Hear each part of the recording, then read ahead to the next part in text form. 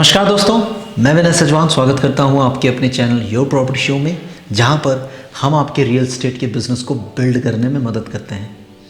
दोस्तों, आज हम बात करेंगे ऐसे की एस्पेक्ट के बारे में जो आपको सेल करने में मदद करेंगे।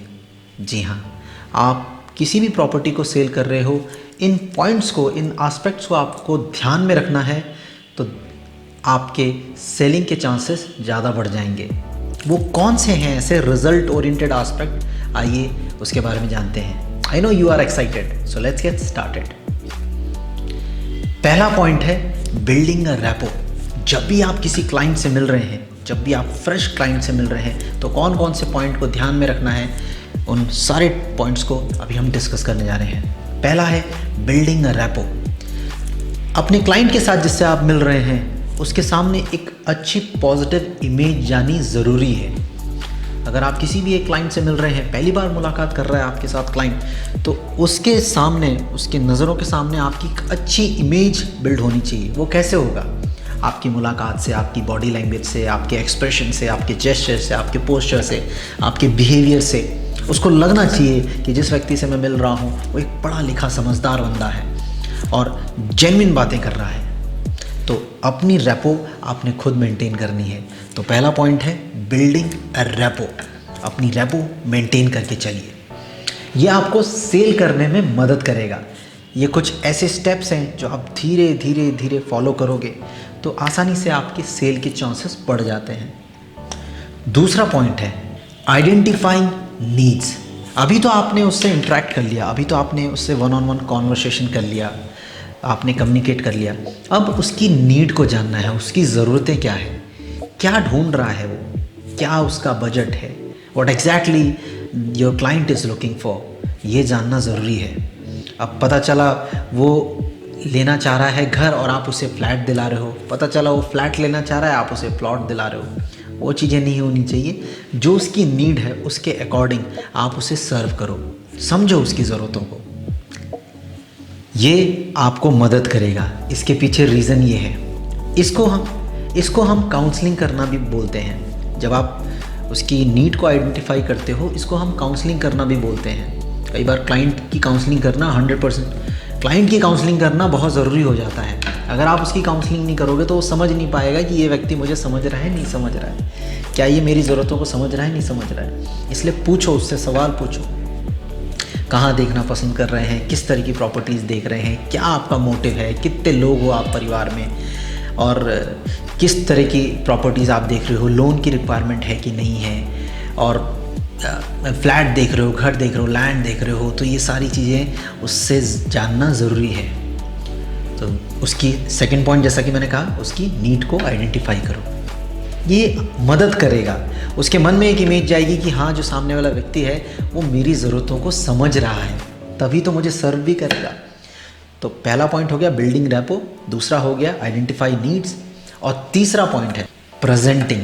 जी हाँ, उसकी ज़रूरतों को समझने के बाद अब आपने उसे प्रेजेंट करना है।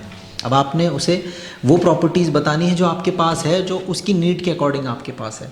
अब आप उसे प्रेजेंट करो। लेट्स सपोज अगर 19-20 भी है, उसको अगर उसका बजट 50 लाख तक का है, आपके पास कोई ऐसी प्रॉपर्टी जो 60 लाख तक की भी है, तो आप उसे दिखाओ।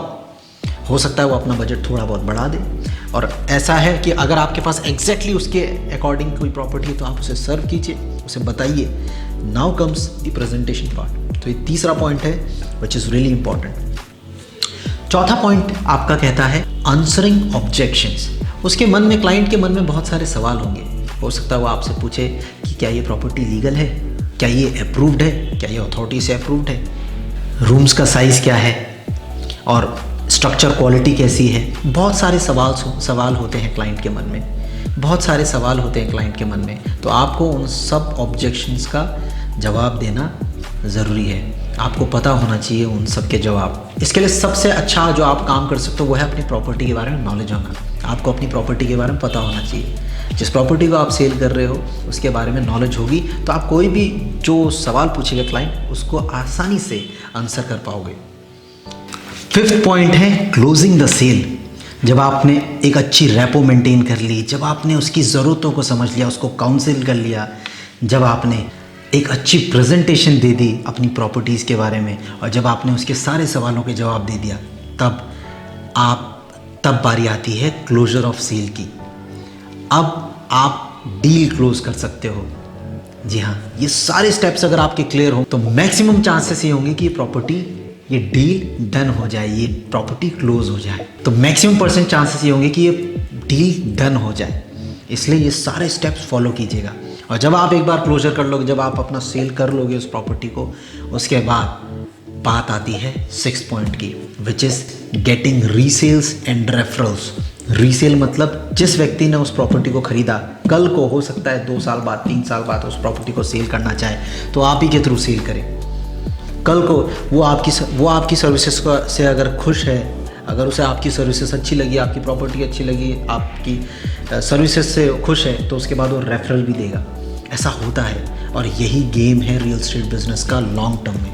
जब आप कोई भी रियल एस्टेट बिजनेस या any service industry, service driven industry में जब भी आप होते हो, तब गेम होता है रेफरल्स का।